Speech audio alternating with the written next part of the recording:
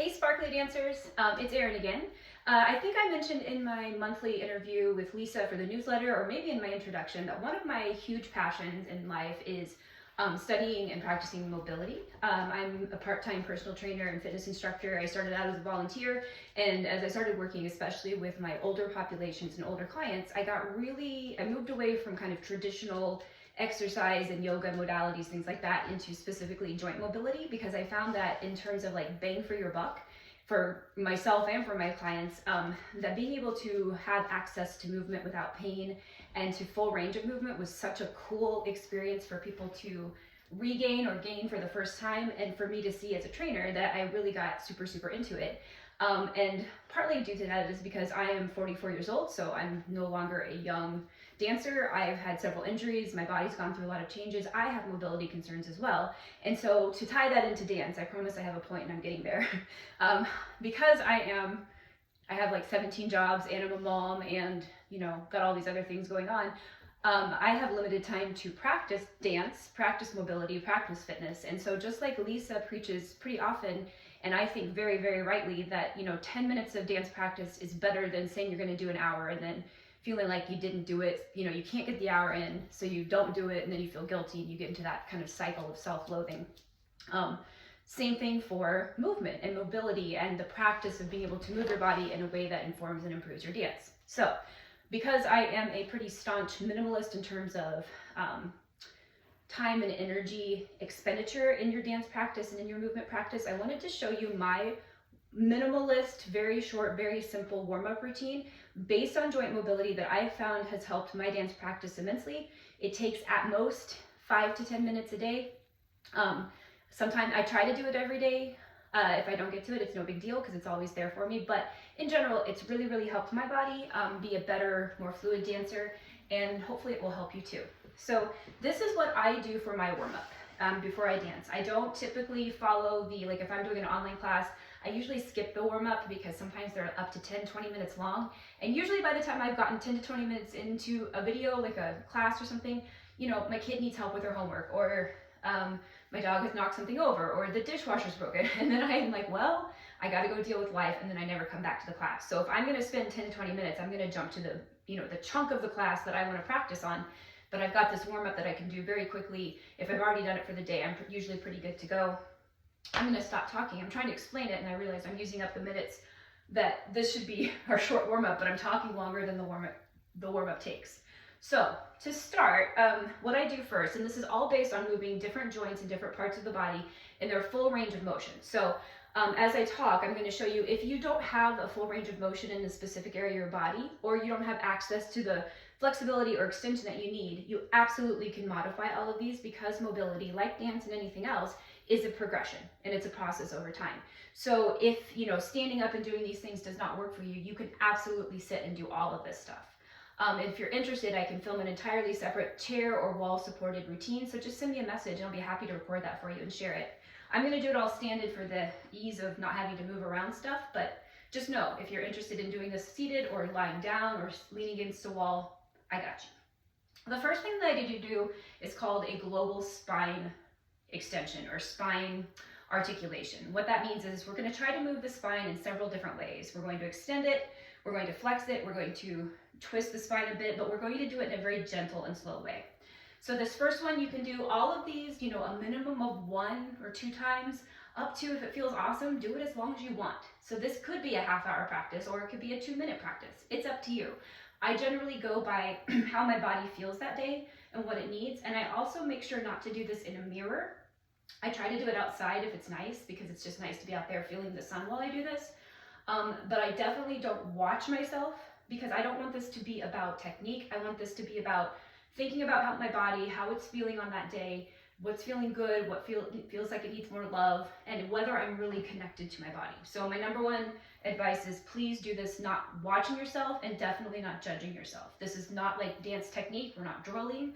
We're just feeling and kind of thinking about the body through this. I promise I'm done rambling now. Sorry. So global spine movement. What we're going to do is to start, just find a nice base under your feet. Legs, the idea is your feet are going to feel heavy, like they're just kind of stuck in the earth.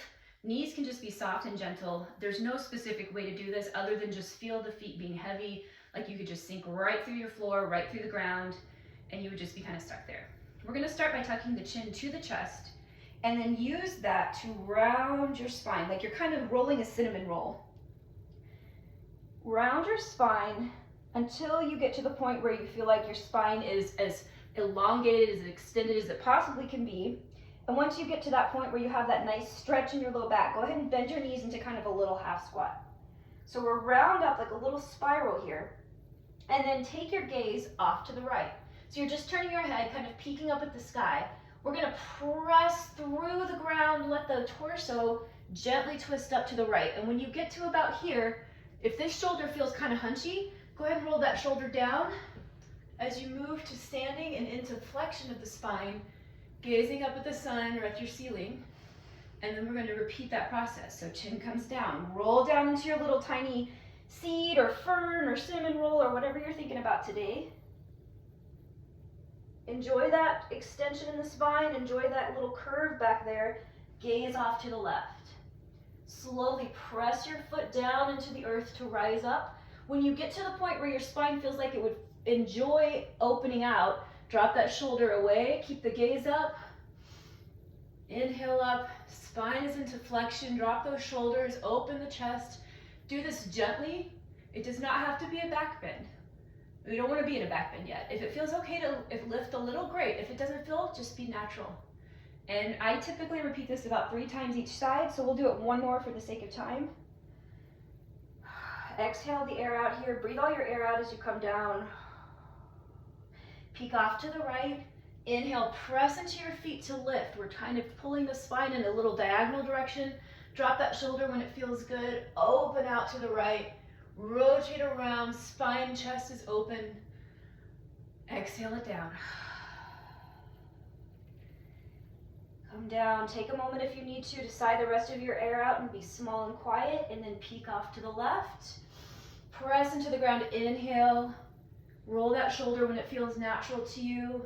Gazing up, and then when you're done, you just come back to neutral. The next one I do is a shoulder CAR. C-A-R is an abbreviation that stands for complete A and that, and I don't remember what the A stands for, rotation.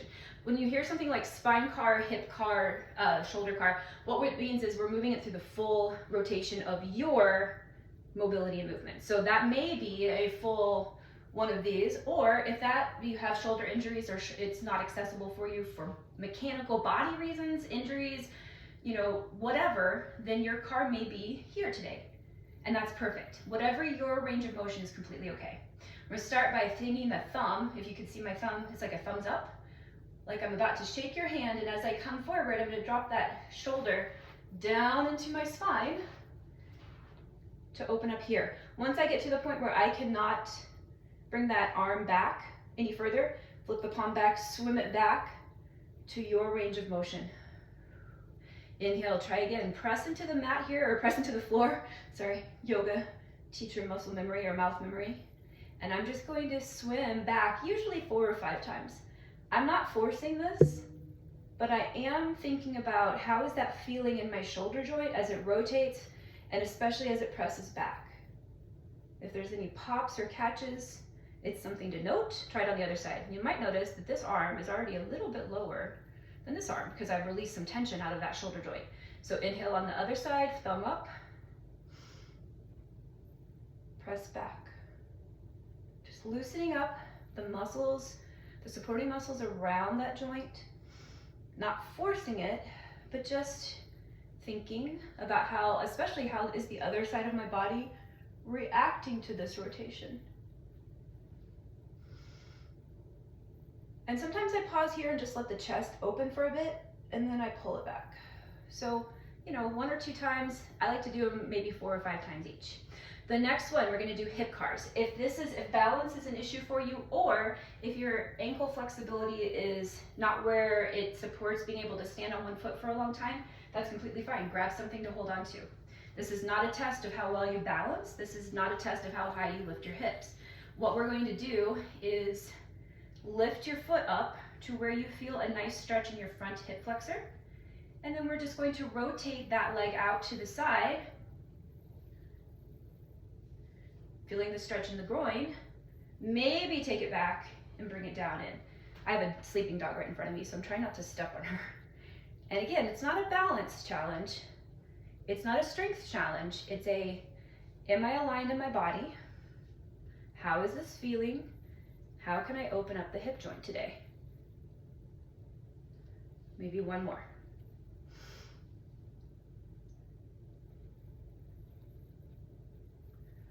Good. And then on the other side, sometimes I reverse it if I have time, if I'm feeling it. If I'm not feeling it, I just do the other side. Another thing to think about, this is like my bonus stuff that I'm working on right now, is I typically maintain my balance, send that hip out, especially if you carry groceries a lot, if you ever carry children on a hip, you kind of do this to, support your upper body weight. So I tend to do this when I am on one foot, which throws off my balance as a dancer. So another thing I'm working on, if this is interesting to you, is once I've kind of pressed into the ground, I'm drawing in my obliques, my hip, and my glute to stabilize myself without pushing out to make this happen. So another thing in my warm-up is to work on that stabilization and staying within my own axis of balance by engaging the opposite side of what I am warming up. This side's clunky today. Whew. And once I've done that, gently and with a lot of grace, because it's early in the morning, I'm moving down to the floor. So this next one takes a little bit of explaining. This is going to be longer than I anticipated, and I apologize. This one is called a 90-90 to bear sit. And what this is doing is warming up your internal and external hip flexors, knees, and your groin. It's pretty, feels pretty intense. If this is not something that is in your body, 100% okay. You can do this as a 90-degree and a straight bend, and then I'll just show the modification when we switch. I'll show you what that would look like at that point. If you can get one foot into a 90-degree in the front of the body, one foot in the back into a 90-degree angle, great. You don't have to be sitting up high. It's not like pigeon pose where you need to make a specific shape. It's just, can you get here? Once you're here, another thing to do is you could support with a pillow or a block underneath here to kind of lift that up if there's some pulling on your knee. Once you're here, engage down into this front thigh, really press down and engage with the floor. We're gonna inhale, drop the shoulders, walk yourself forward into a fairly gentle stretch to start. And we're actually gonna hold this stretch for about 10 or 15 seconds. I'm gonna cut it short for the sake of time, but if you try this 10 or 15 seconds in front, we're stretching the outside of this front hip. And then when you're ready, you're gonna back up into your seated position. This is where we're going to get into what's called a bear sit. So you're going to lean back, rotate your feet. My dog's trying to do this too. I'm gonna have to work around her. Into this wide straddle. So your toes are up, heels are down. At this point, you can brace your knees with your elbows, with your hands on your thighs or your calves. Please don't press on your knees. We never wanna press against a hinging joint. But once you're there, you're going to press out with your upper body while squeezing in with your lower body and sitting up with a nice lifted posture. This is just kind of creating some tension around your SI joint. If you tend to have an SI joint instability that pops in and out, this is a really nice way to kind of help align things or just generally strengthen around that area. I do this for about 10 or 15 seconds as well. If you were in the front leg, straight leg, and you were stretching this way, what you'll do is you'll just lean back, come to here. Same deal.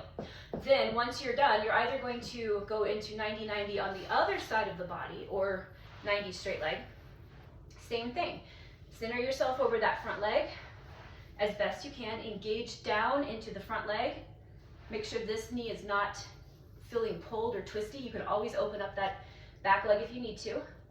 And then come down and stretch. So I stay here for another 10 or 15 minutes. This is my favorite one, so I tend to do this at least 3 times on each side, but 1 on each side is just as good. Next one, spinal carves. You'll notice this is a whole lot like cat-cow if you're a yoga person. The only difference on this is when you get into your cat-cow position is to think about each section of the body. So if we were to press into cat, we're gonna first think about tucking the low belly tucking the pelvis, drawing the tailbone in, engaging the low belly and rolling that up through the spine before we tuck. So really segmenting this out. As we go into flexion, thinking about lifting the neck or lifting the gaze, then dropping the shoulders, squeezing the squeezing the shoulder blades together, rolling up through the upper back. And then I think about, again, engaging the low back, mid back, upper back, and then playing with the order. So now maybe I come out of it low back, middle back, upper back, maybe switching it around. Sometimes I will also switch the angle just to get a little extra stretch, a little bit of a diagonal twist. Please only do that if that feels good and there's no pulling. Last but not least, I do a kind of a little moving meditation sort of thing just to kind of pull it all in together. Oh, I skipped one. I'm so sorry. I got excited. Before I go down to the floor, I do something called knee washing. If you've ever done martial arts, this is from that. And again, if this is not accessible for you because of there's not enough flexion in your ankles to come down, no big deal. You can do this standing up. But what we're going to do, if it's accessible for you, is press the knees forward while lifting the heels. Then sending them to the side. You can kind of guide this with your hands. Press all the way back into flexion, or into extension, I'm sorry, to the side, to the front. Just pressing. And you don't have to be in a really deep squat. You don't have to come up on releve or anything fancy. It's just letting your knees move all around, kind of stretching through the ligaments, through the muscles and all that. Same thing again, going around the other way. I usually do this slowly, about 5 times per knee. Now, last one. This is just kind of a moving around. I start by taking a big breath, finding all of that grounding I've been working on. Big inhale, and I just take a twist off to whichever side I want to start in, and I kind of hold this just to see how it feels. This hand's going to stay right here. My other hand is going to take itself back across, and I'm going to open up. Kind of almost starting to dance finally for the day. Once I'm here, I'm going to come down, and I'm going to take both hands, lift myself up, sink down, bring it down. Come all the way back up. This time I'm going to make a little circle and come under it. Press it down. Bring it all the way up, come back up. Press it down. And then I go to the other side. And I'm just kind of exploring all that work I just did in my body.